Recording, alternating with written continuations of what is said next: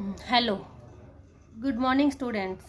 आज का हमारा लेसन है मियां नसीरुद्दीन, जो कि कृष्णा सोबती जी के द्वारा लिखा गया है।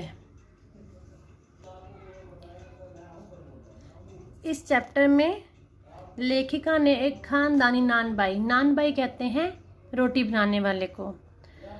उनका नेम है मियां नसीरुद्दीन। उनके व्यक्तित्व के विभिन्न पक्षों को उजागर किया है। नानबाई विभिन्न प्रकार की रोटियां बनाने वाले और बेचने वाले को कहते हैं। एक बार लेखिका दोपहर के समय जामा मस्जिद की तरफ मटिया महल के पास के कोई मोहल्ले का नाम है गड़ैया मोहल्ले, उस ओर जाती है। वह एक सामान्य सी अंधेरी दुकान पर आटे को गूंथता देखकर रुक जाती है।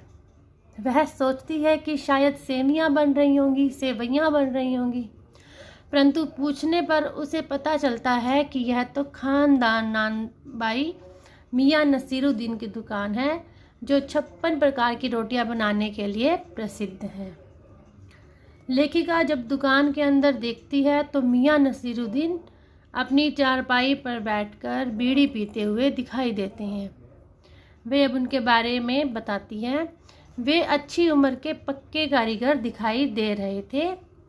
लेखिका को ग्राहक समझकर नानबाई नसीरुद्दीन उसे बुलाते हैं, तो वह झिझक कर उनसे कहती है, यदि आपके पास समय हो तो कुछ सवाल पूछना चाहती हूँ। मियां नसीरुद्दीन ने शाही अंदाज में मस्ती में पहले तो हाँ कह दी, लेकिन साथ ही साथ उनके दिमाग में यह चलता था कि पत्रकार तो निठल्ले होते हैं और बेकार होते हैं। तो उन्होंने यह भी पूछ लिया कहीं वह पत्रकार तो नहीं है, क्योंकि उनके दिमाग में जो बात चलती रहती है उसी के बारे में वह सोचने लगे। लेखिका उनसे पूछती है कि उन्होंने अनेक प्रकार की रोटियां पकाने की शिक्षा कहाँ से प्राप्त की है। मियां ने उत्तर दिया कि यह तो उनका खानदानी पेशा है और यह कार्य उन्होंने अपने पिता से सीखा है। जब पिताजी की मृत्यु हो गई तो उन्होंने ही यह कारोबार संभाल लिया। उनके पिता मियां बरकत, नेम है उनका मियां बरकत शाही नानबाई, गड़ैये वाले के नाम से प्रसिद्ध थे, और उनके दादा भी, जिनका नाम है आला नानबाई, मियां कल्लन के नाम से वो जाने जाते थे। लेखिका ने जब उनसे पूछा कि क्या उन्हें अपने पिता अथवा दादा की कोई शिक्षा याद है, तो मियां ने उत्तर दिया कि काम करने से आता है, शिक्षाओं से नहीं। मतलब प्रैक्टिकली कोई वर्क करते हैं तो ही वह सही होता है, थ्योरी से वर्क समझ नहीं आता। इस पर लेखिका फिर पूछती है कि जब आपने यह काम करना शुरू किया तब आपके पिता ने को कोई सीख तो अवश्य दी होगी। इस पर मियां कहते हैं, जिस प्रकार एक शिक्षक बच्चे को अलिफ बेजी मतलब हम अब ही सीखते हैं, पढ़ना सिखाता है, तो दूसरी पढ़ाई होती है जिसमें बच्चे को विद्यालय में कच्ची पक्की या दूसरी कक्षा में न बैठाकर सीधा तीसरी कक्षा में बिठाया जाता है। तो आप बताइए कि उन 2-3 कक्षाओं का क्या हुआ, तीसरी में ही क्यों बिठाया गया। लेखिका जब इसका उत्तर नहीं दे पाती तो वह स्वयं समझाते हैं कि उन्होंने शिक्षा नहीं दी। रोटी बनाने से पहले उन्हें हमें बर्तन धोना, भट्टी बनाना, भट्टी जलाना आदि सीखा। तो अंत में नानबाई का कार्य अपने आप सीख गए। लेखिका ने उनसे पूछा, आप खानदानी नानबाई होने की बात करते हैं, क्या यहाँ और भी नानबाई हैं? इस पर मियां ने बताया कि वे तो बहुत हैं, परंतु खानदानी नहीं है। मतलब यहाँ पर और नानबाई हैं, लेकिन वो खानदानी नहीं है, खानदानी तो मैं ही हूँ। उन्होंने कोई पुरानी बातें का जिक्र करते हुए कहते हैं कि एक बार बादशाह ने हमारे बुजुर्गों से पूछा था कि क्या वे कोई ऐसी नई चीज खिला सकते हैं। तो बादशाह की आज्ञा से उन्होंने एक ऐसी चीज बनाई थी जो न तो आग से पकी थी न ही पानी से बनी थी। लेखिका ने जब उस चीज़ के बारे में पूछा तो मियाँ ने केवल इतना ही कहा, यह न पूछिए, क्योंकि खानदानी नान भाई तो कुएं में भी रोटी पका सकता है। इस पर लेखिका ने पूछा कि उनके बुजुर्गों ने शाही बावर्ची खाने में भी काम किया था। इस पर मियाँ ने उत्तर दिया, यह बात तो बहुत पहले की हो चुकी है। तो लेखिका उनसे प्रूफ पूछने के लिए उस बादशाह का नाम पूछती है। तब मियाँ बता नहीं पाते, और जब लेखिका बहादुर शाह जफर का नाम लेती है तो मियाँ खींच कर कहते हैं, उन्हीं का नाम लिख लीजिए।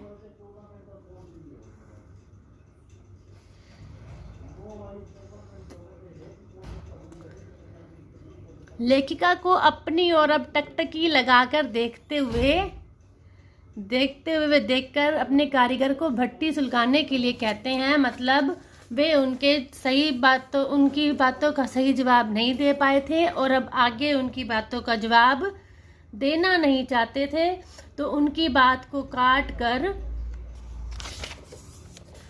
वो अपने कर्मचारी को कहते हैं कि भट्टी सुलगाओ, अब अपना काम शुरू करते हैं। लेखिका अब उनसे उनके बेटे बेटियों के बारे में पूछना चाहती थी, पर कारीगर के बारे में पूछती है कि ये आपके शिष्य हैं।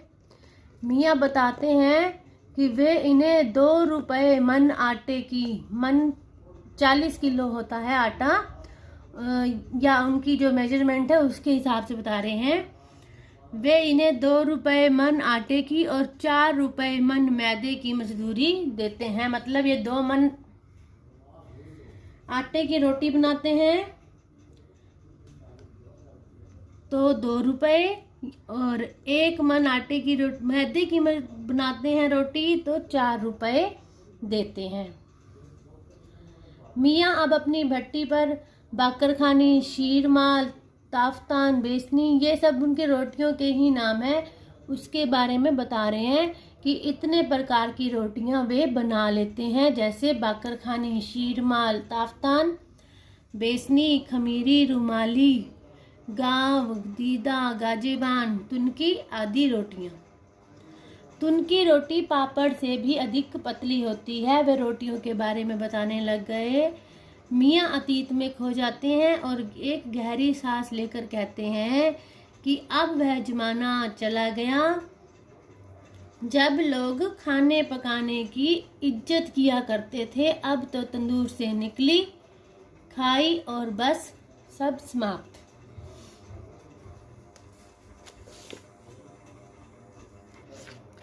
इस लेसन के माध्यम से लेखिका यह कहना चाहती है कि कोई भी कार्य छोटा नहीं होता, बस हमें अपना कार्य पूरी ईमानदारी और मेहनत से करना चाहिए।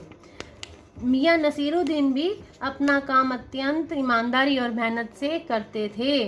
उन्होंने अपनी यह कला अपने पिता से सीखी थी और वे अपने इस कार्य को बिल्कुल भी हीन नहीं मानते थे। तभी तो जब उन्होंने पूछा कि आप ही नान भाई हैं, तो उन्होंने पंच हजारी